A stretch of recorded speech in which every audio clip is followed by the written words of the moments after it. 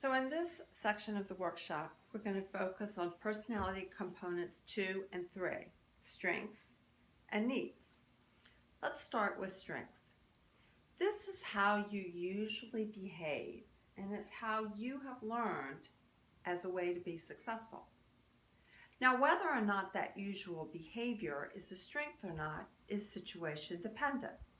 Let's take some examples, and you'll begin to get an idea of what I'm talking about. So most behaviors exist on some kind of a continuum.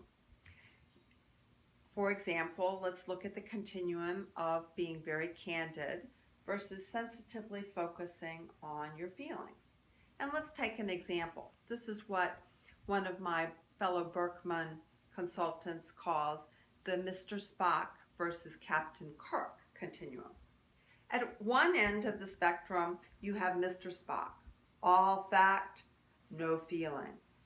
At the other end of the continuum, you have Captain Kirk, who can listen empathetically to anybody, even Mr. Spock. Now, neither is right or wrong. It depends upon the situation. So if the Starship Enterprise is in trouble, for example, I certainly want a Mr. Spock on my team, gathering all the facts and figuring out what needs to be done. On the other hand, I don't want Mr. Spock taking a customer service call, where demonstrating empathy for a customer's complaint is really important.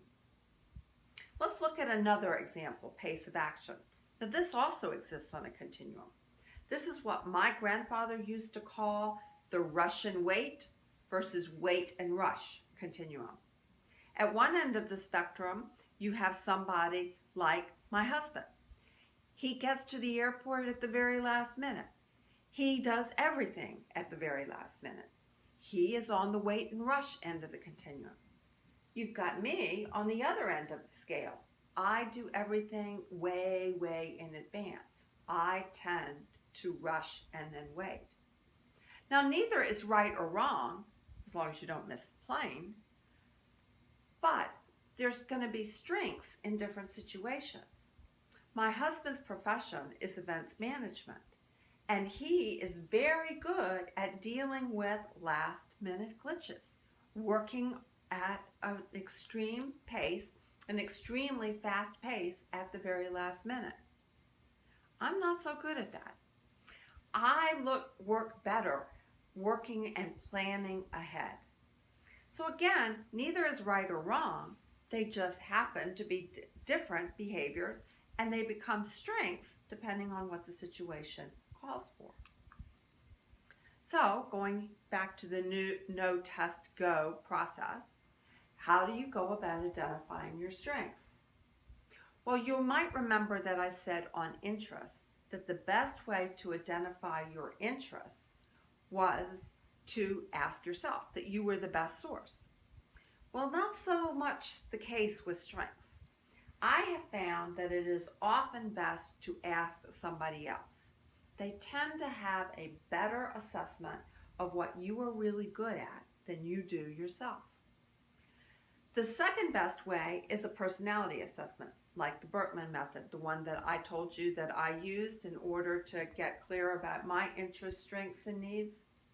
But even with the personality assessment, I suggest that you review it with somebody else, and just somebody who knows you, somebody who can validate that they have seen you exhibit that behavior in a given situation and can help you to determine whether that is in fact a strength or even a usual behavior. The third way, like we did with interest, is a quick test, and we're going to do one here. This is not so good at necessarily at defining your strengths as it is in helping you to get clear about the situations in which your behaviors might be a strength. This particular quick test was adapted from the work of Dr. Roger Berkman. And he came up with the original quick test in this area. What you're going to do is to answer 8 questions. And for those of you watching via video, it would be best to get this via the handouts. Answer 8 questions in part 1 around whether it is true or mostly true about you. And you go with your gut.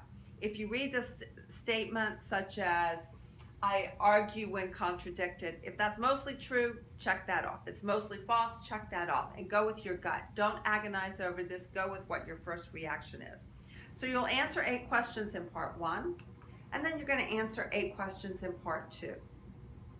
Once you've got that, you tally up the results. You tally up your true answers in part 1, your true answers in part 2, and then you look at the type of work environment in which those usual behaviors might be strengths.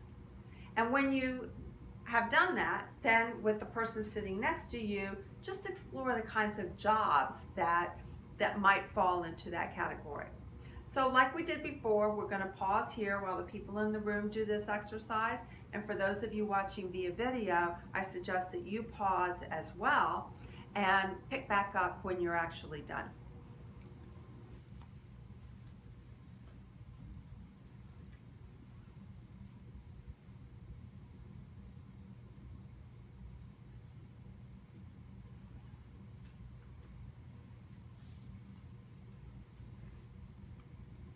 Going to the next step in the No Test Go process, test.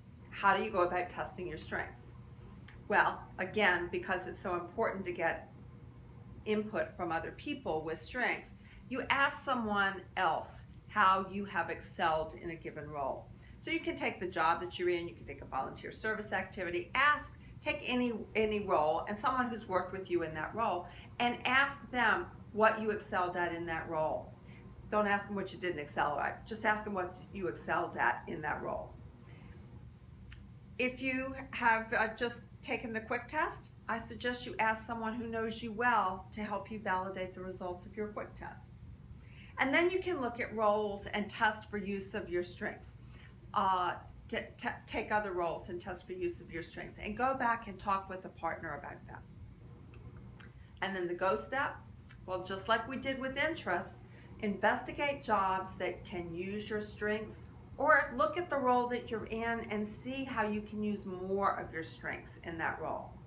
And then it's important to develop and practice an elevator pitch that describes your strengths and the situations in which that might be most applicable. And this is important whether or not you're changing a job or whether you are staying in a job.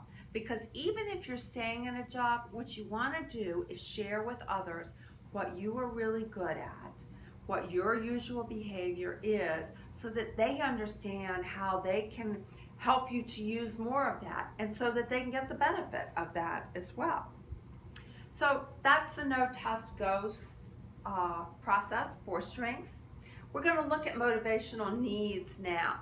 And we're not going to spend as much time on it because this is really harder to get without the help of a really good assessment, although I will give you one way to do it. Definition, what is it first? Motivational needs are what you expect from your environment and from others. It's harder to pinpoint by you and by others. It's often hidden. I know that with lots of my colleagues, even with my husband, I didn't really understand what their motivational needs were until we actually got the benefit of a really good assessment in that case. But what happens with motivational needs, and the reason that it's important to understand this, is if your needs are not met, you're likely to be in stress. And if you're feeling stressed, you're not able to exhibit your best or strength behavior. Your behavior is naturally going to be inclined to expressing that stress or trying to get your needs met. The problem is that your stress behavior may not actually get your needs met, and that then means that your behavior is becoming detrimental and it can become a derailer. So what are some examples of the kinds of things that might be motivational needs? Well, one would be the type of rewards that you want. Do you want your rewards to be in the form of money, very tangible? So the more you succeed, the more you actually get cash dollars. Or do you want your rewards to be more in the area of just feeling good about working with a group of people on something that all of you value together? What type of team environment do you want, and how much group interaction do you want? Do you want a very competitive team sport? Do you want something where you have a moderate amount of team interaction and lots of time to work alone? Or do you want something where you're just working one-on-one with others occasionally and a lot of time focused on things on your own? Again, nothing right or wrong about this. We all have these needs, and it's just beginning to understand what it is that is going to be important and motivational for us. Excuse me. Pace of action is another example. And like I said, on the no step of this, the best source of information of this is a really good assessment. But the next best source is to take any stressful situation that you were in and determine what was missing in that situation. What was causing the stress? And you can do that by writing down and analyzing the situation and asking why, at least 5 times. Why did you feel that way? Why did you feel that way? Why did you feel that way? And see if you can't come up with what was the motivational need that was not met. Testing this? Well, the big thing about testing in the motivational needs area, since it's often hidden from you and from others, is to test what you're going to do with the information before you actually do something with it. So one thing to do is to take a stressful situation as an example and explore it with someone who knows you well around how you reacted. And test if that reaction actually made an improvement in getting you what you needed, or whether it just made another mess for you. And then you can brainstorm with that person potential alternative actions before you actually go and take action on it. And the action step? Well, practice the alternative approaches before you actually go do it. So you practice it and practice what you're going to do in order to get the needs met when you know that you're in that situation. So we've talked about strengths and we've talked about needs, and going through the no test go process. We've talked about how you can go about getting a little kernel of information, how you test it with others, and then what you can do with that information. When we come back, we will look at a recap of what we have done throughout this workshop.